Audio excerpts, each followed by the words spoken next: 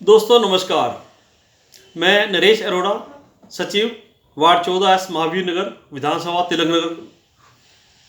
जैसा कि आप सबको मालूम है कि आने वाले समय में एमसीडी के चुनाव घोषित होने वाले हैं और मैंने भी अपनी दावेदारी पेश कर दी है।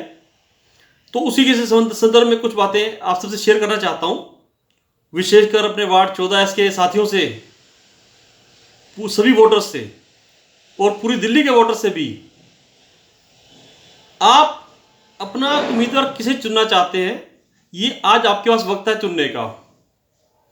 आज आपको डिसाइड करना है, अपनी आवाज़ उठानी है कि हमारे लिए ये उम्मीदवार अच्छा काम करेगा, इसकी सोच अच्छी है, इसकी नीयत अच्छी है और इसने पिछले सालों में कुछ काम करके भी दिखाया है, तो उसी उम्मीदवार को टिकट मिलनी चाहिए। इसलिए मैं आपसे दो चार चीज़ें शेयर करना चाहता था। जैसे कि कभी कभी एक वोटर को चुनना मुश्किल हो जाता है कि हम लोग कैसे चुनाव करें उम्मीदवार का। तो इसकी थोड़ी सी प्रोसेस है, वो आपको बता देता हूँ। जब उम्मीदवार का चयन की प्रक्रिया चल रही होती है, तो उस समय आप लोगों का फर्ज, सब लोगों का फर्ज भी है और अधिकार भी है कि आप अपनी बात ऊपर तक पहुँचाएं कि ये जो सज्जन है, ये लोग हमारे वार्ड को तरक्की कर सकते हैं, विकास कर सकते हैं और काम कर सकते हैं। ये वीडियो मैं किसी खाली सिर्फ आम आदमी पार्टी या किसी बीजेपी या किसी के लिए नहीं बना रहा, ये आप सबके लिए है। जो लोग अपने क्षेत्र का विकास चाहते हैं, जो जागरूक नागरिक हैं, अगर आज आपने अच्छे उम्मीदवार के लिए अपना समर्थन दिया, तो कोई भी पार्टी उसको नकार नहीं सकती। उसको उसी उम्मीदवार को टिकट देना पड़ेगा, फिर वो किसी भी पार्टी का उम्मीदवार आगे आए। सबसे बड़ा मुद्दा है कि आपके एरिया का विकास होना बहुत जरूरी है। तो इसी के संदर्भ में कई बार मैं देखता हूँ कि कुछ वोटर्स एक परेशान, कंफ्यूज रहते हैं कि ये भी अच्छा है, ये भी अच्छा है, ये भी अच्छा है, किसको चुने, किसको वोट देने का टाइम भी अक्सर सोच में पड़ जाते हैं वोटर्स। तो एक छोटा सा सुझाव मैं देना चाह रहा हूँ आप लोगों को। इसके लिए आप एक छोटा सा 5-2 मिनट का एक प्रश्न पत्र तैयार कर सकते हैं। जैसे मैंने एक अपने सामने भी तैयार किया है। जैसे कि सबसे पहले आप क्या चाहते हैं कि आपका जो दावेदारी कर रहा है उम्मीदवार, उसकी क्या स्पेशलिस्ट होनी चाहिए, वो कैसा होना चाहिए। तो एक छोटा सा एग्जांपल आपको दे रहा हूं। पहला उसमें सवाल सबसे लिखिए आप, क्या वो उम्मीदवार आपके क्षेत्र के अंदर रहता है? अगर कल को आपको जरूरत पड़े उसकी, तो क्या आप तक उसकी पहुंच बड़ी आसान है? इस सवाल को आप 10 मार्क्स दीजिए। दूसरा सवाल है, उसकी नीयत कैसी है काम करने की, काम करने की क्षमता कितनी है, उसका प्रबंधन कैसा है। अगर उसकी नीयत अच्छी है, जैसे हम केजरीवाल की तरफ आकर्षित होते हैं, तो नीयत है बहुत अच्छी है, काम करने की क्षमता भी है और कुशल प्रबंधन भी है।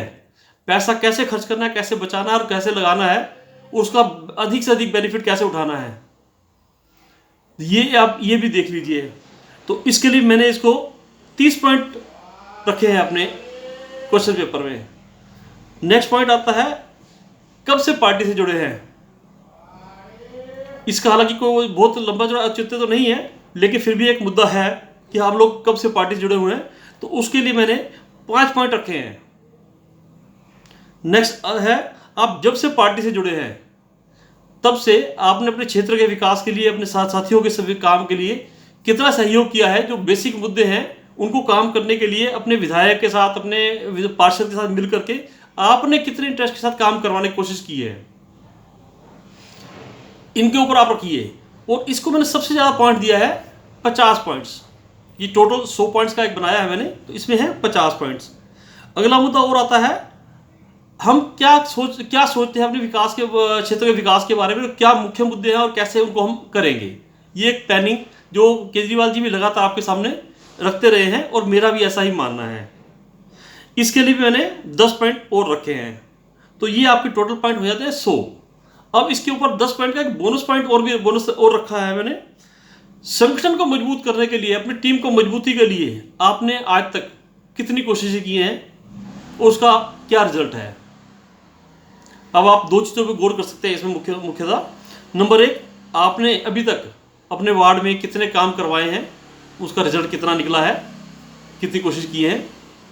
और दूसरा, संगठन मजबूती के साथ में। अब ये दोनों का जो रिजल्ट है, ये एक बहुत बड़े मायने रखता है इसलिए बेसिक जो 4-5 पॉइंट हैं वो है 100 पॉइंट के टोटल, और 100 में से आप एक अपने उम्मीदवार को कितने पॉइंट्स देते हैं, और एक 10 पॉइंट का बोनस और दे सकते हैं आप अपने उम्मीदवार को। उसके हिसाब से आप अपनी आवाज़ डिसाइड कीजिए, अपने पहले खुद डिसाइड कीजिए, फिर अपनी आवाज़ अपने अधिकारियों तक, उच्च अधिकारियों तक पहुंचाइए, चाहे वो किसी भी पार्टी को हो। ये तो पार्टी से ऊपर उठने का विषय है। आप चाहे बीजेपी में है, कांग्रेस में है, आम आदमी पार्टी में, किसी भी पार्टी में है, तो हमेशा एक ऐसा क्राइटेरिया तैयार करिए कि जी ऐसा उम्मीदवार हमारे को चाहिए जो हमारे काम कर सके, और हो सके तो काम इस तरीके से होने चाहिए कि आपको बार बार उनको फोन भी ना करना पड़े, उनके पास खबर पहुंच जाए और काम त्वरित में हो जाए।